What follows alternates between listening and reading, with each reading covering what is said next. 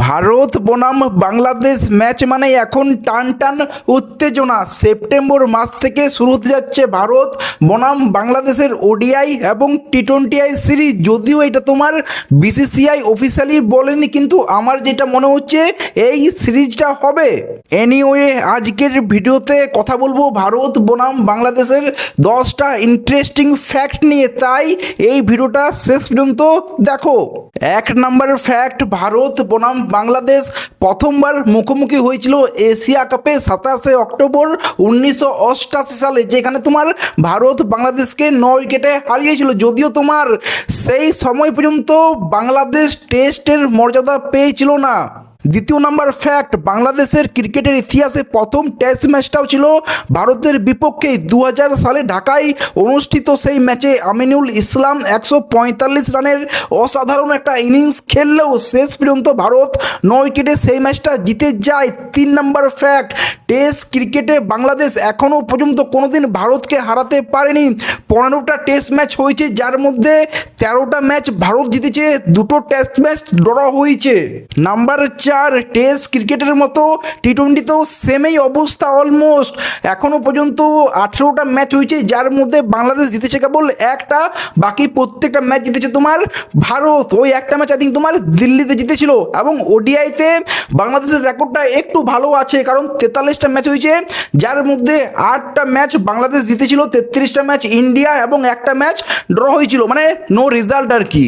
Number 5, Sachin টেন্ডুলকারের কেরিয়ারের তার highest স্কোরটা যেটা সে করেছিল 248 নট আউট, সেইটাও ছিল তোমার বাংলাদেশের বিপক্ষে। আর সবচেয়ে ইন্টারেস্টিং ব্যাপার হলো সেই ম্যাচে 10 নম্বর উইকেটে সচিন টেন্ডুলকার এবং জাহির খান 10 নম্বর উইকেটের জন্য পার্টনারশিপ করেছিল 133 রানের, যার মধ্যে জাহির খান করেছিল 75 রান এবং তোমার সচিন টেন্ডুলকার করেছিল 57 রান। মানে এই পার্টনারশিপে জাহির খান বেশি রান করেছিল সচিনের চেয়ে।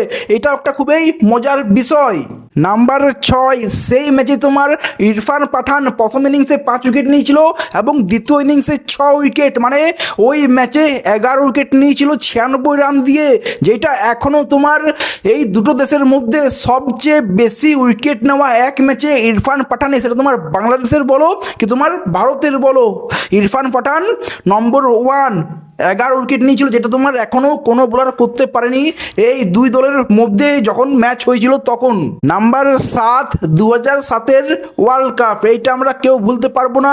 সেই ম্যাচে সৌরভ গাঙ্গুলি আই থিঙ্ক তোমার 66 রান করেছিল, যুবরাজ সিং 47 কে 48 রান করেছিল, মাশরাফি মোর্তাজা 4 উইকেট নিয়েছিল এবং বাংলাদেশের হয়ে সাকিবুল হাসান, তামিম ইকবাল, আই থিঙ্ক তোমার রহিমও 3 জন মিলে হাফ সেঞ্চুরি করেছিল এবং বাংলাদেশকে জিতিয়েছিল। নাম্বার 8, 2014 সালে মিরপুরে ভারতকে 104 কে 105 রানে অল আউট করে দিয়েছিল বাংলাদেশ। মনে হচ্ছিল বাংলাদেশ সহজেই জিতে যাবে, কিন্তু সেইখান থেকে ভাই স্টুয়ার্ট বিনি পুরোপুরি ম্যাচটাই ঘুরিয়ে দেয়। 4 রান দিয়েছিল আই থিঙ্ক এবং 6টা উইকেট নিয়েছিল।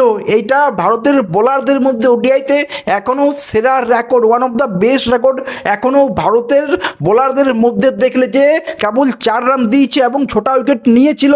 বাংলাদেশকে 58 রানে অল আউট করে দিয়েছিল। আই থিঙ্ক ওই ম্যাচে তোমার মোহিত শর্মাও 4টে উইকেট নিয়েছিল এবং আমার যতটুকু মনে পড়ছে তাসকিন আহমেদ সেই ম্যাচে ডেবু করেছিল এবং 5 উইকেট নিয়েছিল।